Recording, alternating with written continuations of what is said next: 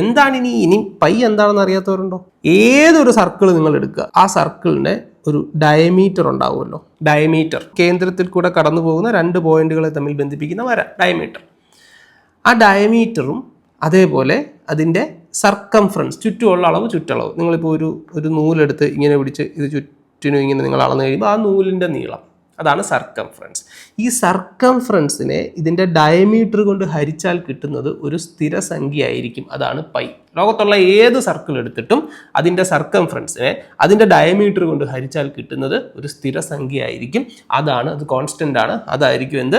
Pi. അത് നിങ്ങളുടെ കയ്യെ കിടക്കുന്ന വളയോ നിങ്ങളുടെ കണ്ണിലെ കൃഷ്ണമണിയോ നിങ്ങൾ എന്ത് കുന്തോ ആയിക്കോട്ടെ. സോ പൈയുടെ വാല്യൂ എത്ര? നമ്മൾ approximately pi is equal to 3.14 something ഇങ്ങനെ കുറേ പോകുന്നുണ്ട്. അപ്പോൾ ഇതൊരിക്കലും നമുക്ക് ഒരു സംഖ്യ മറ്റൊരു സംഖ്യ കൊണ്ട് ഹരിച്ചാൽ കൃത്യമായിട്ട് ഇത് കിട്ടത്തില്ല, പൈ.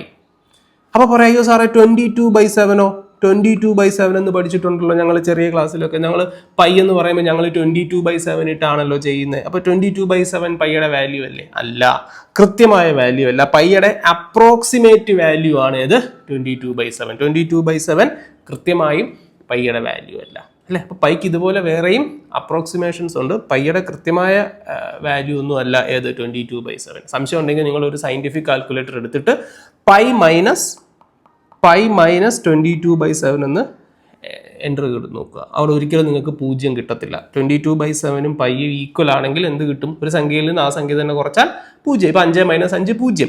അപ്പോൾ പൈയും 22/7 ഈക്വൽ അല്ല.